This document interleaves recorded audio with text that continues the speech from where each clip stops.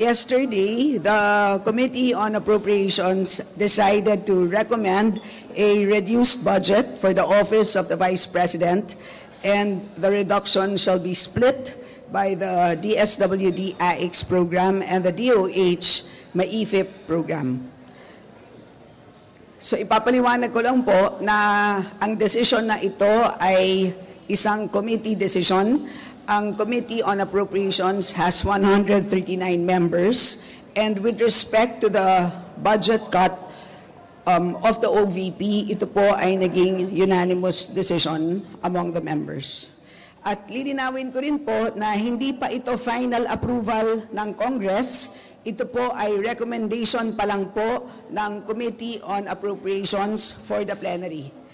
At kagabi naman po ay nag-second reading na rin po ang approved committee report na kung saan nakapaloob ang recommendation ng reduced budget for the OVP.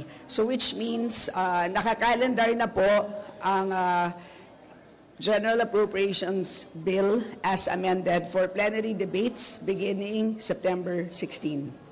And hopefully po, kung masusunod po namin ang schedule, hopefully, sana po wala masyadong mangyaring, masyadong eventful, ay matatapos po namin maaprubahan on third reading ang General Appropriations Bill by September 25. So yun po. At lilinawin ko rin po na meron pang another round of amendments. At ito po will be sa plenary na po. Doon na nga po on the week of September 16 to September 25.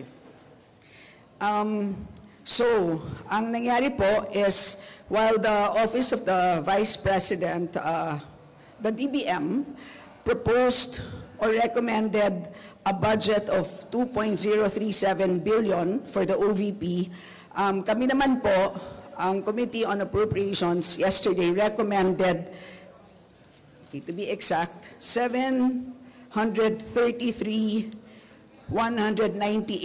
million pesos, which means mayroong cut of 1.293159 billion pesos. At ang reduction na yan ay ililipat po sa dalawang ahensya, and as I had mentioned earlier, for two programs, the DSWD AIX program, which is the assistance for individuals in crisis situations, and the DOH MAIFIP, or the medical assistance for indigent and financially incapacitated patients. In other words, dalawa pong very important social protection programs ng ating gobyerno. So, ang specific items po na pinanggalingan nitong total cut of 1.293 billion pesos ay as follows: financial assistance, professional services, utility expenses, supplies and materials, as well as lease expenses.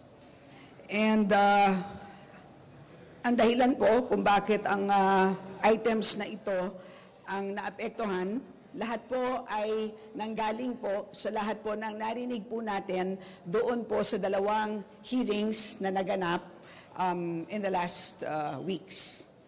So, mamaya po kung mayroon kayong katanungan on the details, I can provide those to you. So,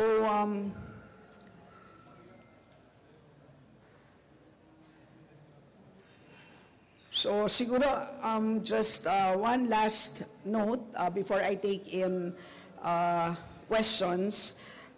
So again, we have one more round of amendments. Lilinawin ko, hindi pa ito final approval ng Congress. Meron pa tayong plenary debates.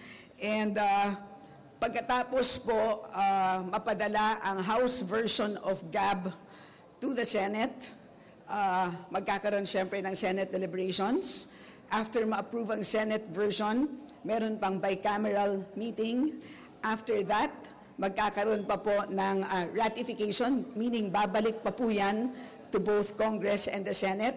And then after that, magkakaroon pa po ng President's approval because as you know, the President can veto and ang veto po is pwede po on a line item basis.